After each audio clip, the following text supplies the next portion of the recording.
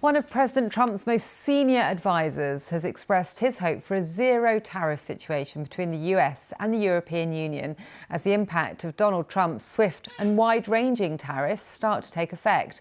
Speaking via video link at a political gathering in Italy, Elon Musk said he could see a future where there was a free trade zone between the two economies. As it stands, the EU will have to pay a 20% levy on all imports into the US.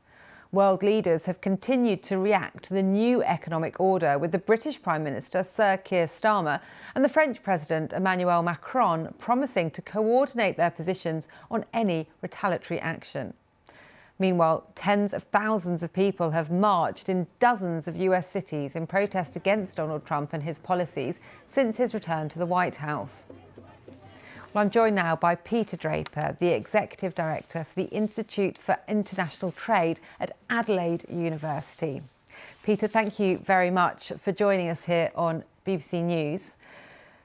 Australia itself has been hit with baseline tariffs of 10%.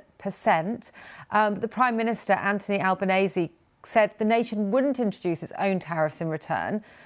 So what do you make of the position that Australia finds itself in now? I think it's the correct decision that the Prime Minister has taken. Imposing our own tariffs would amount to self-harm, and that's the basic position the government has taken. And retaliating against the United States would invite further retaliations, and trying to cut some sort of special deal would be a deal with an administration that essentially can't be trusted. So there's really no good options here. And what the government is doing is to double down on its diversification strategies, which have been in place for some time, while at the same time putting in place policies to build economic and trade resilience. So I think a pretty comprehensive response and quite a defensible one. Because Australia quite often has to navigate between its ally, the US, and the regional power of China. So how are they going to strike the balance best for the country of Australia? Yeah, that's always a balancing act. And one should recall that a couple of years ago, China also coerced Australia. And at that time, about 40% of our exports went to China. To put that into perspective, about 5% of our exports go to the United States. So we're far less exposed to the US market, and we can therefore, outside of a few sector and product stories, particularly beef exports to the US, we can take the hit, relatively speaking.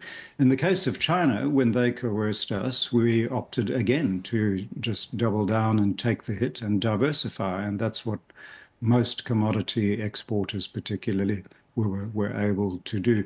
But the bottom line, I think, on the foreign policy front is that this Trump initiative draws the region, generally speaking, closer to China. This is a golden opportunity for China to cement its regional relationships and displace the United States in the region.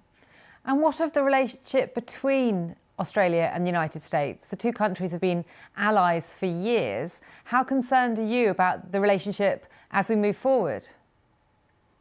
Very concerned, I would say. So, yes, we are a key US security ally in the region. We're not the only one, of course. Japan, South Korea, the Philippines, all are equally concerned.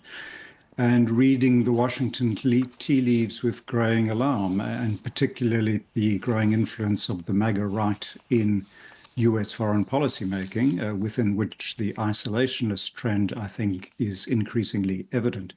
And what would that mean for Australia's security settings going